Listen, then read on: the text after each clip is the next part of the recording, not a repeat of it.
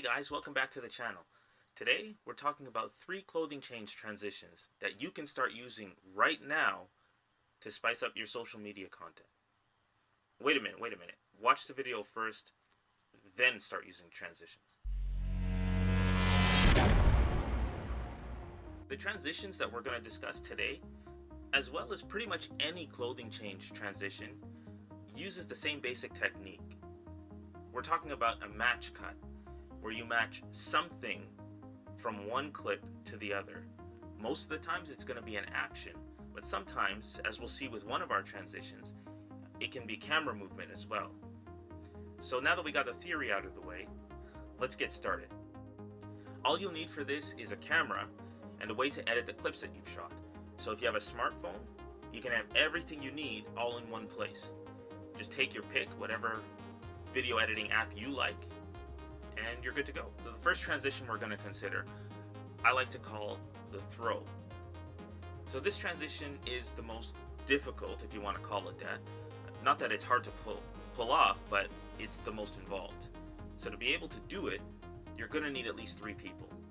You're going to need, first of all, the subject, whoever is going to be doing the actual clothing change.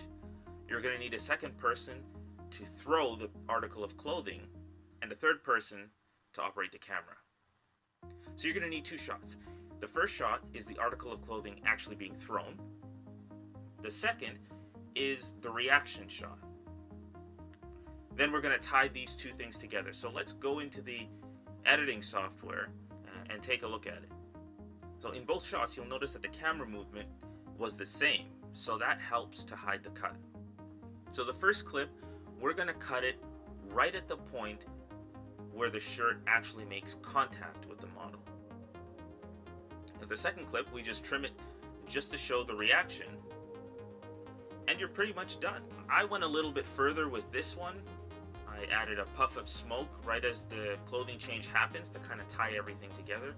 But again, that's totally unnecessary, and if you're not someone who's into video editing or visual effects, don't even worry about that. You're good to go. We can move on to the next transition. So the second transition I like to call the phone booth. Again, we're relying on a match cut. This one is much easier, as you'll see as we go into our editing software. So all we have to do is cut the first clip right at the point where the curtains close completely, and then start the second clip right on the frame where they start to open. And that's basically it. You get something that looks like this. You can take this effect a little further if you wanted to. Instead of having the same person in 2 different outfits as your transition, you can have 2 different people altogether in the transition if you wanted to. Let's move on to transition number 3. This one we're going to refer to as frame blocking. The key to this transition is to have something, in this case the article of clothing, completely cover the frame. So even though this transition is based on frame blocking, we're still going to use the idea or concept of a match cut, and you'll see that in a moment. So you want to be able to stack the 2 clips on top of each other and overlap them by a few frames. I think I'm overlapping by 3 frames specifically in this example. So make sure the top clip is your first clip, the one where the article is wiping across the camera.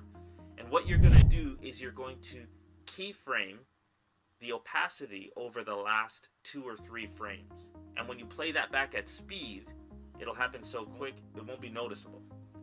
Remember we said we would use the match cut concept? Well, we're still going to use the idea or concept of a match cut, and you'll see that in a moment. Well, here's where it comes in. You'll notice in the second clip the model does that spinning motion as she's wearing the dress, which causes the dress to flow, and it looks like a continuation of the motion started in the first clip. It works because it gives the viewer something to track. So something to keep in mind if you want to use that transition, just to make it flow a little bit better and make it a little bit more seamless. That's all for me today, guys. Thanks for watching. Hope you liked the video. If you got something from it, give it a thumbs up, and feel free to leave a comment as to what you liked, what you didn't like, or maybe some other ideas for clothing transitions that you've done or that you would like to try.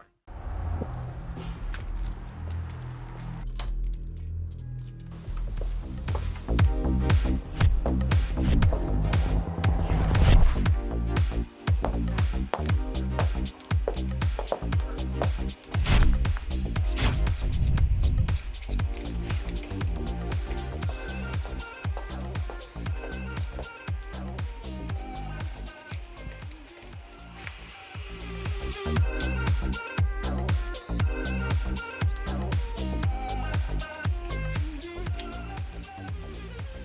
a wrap.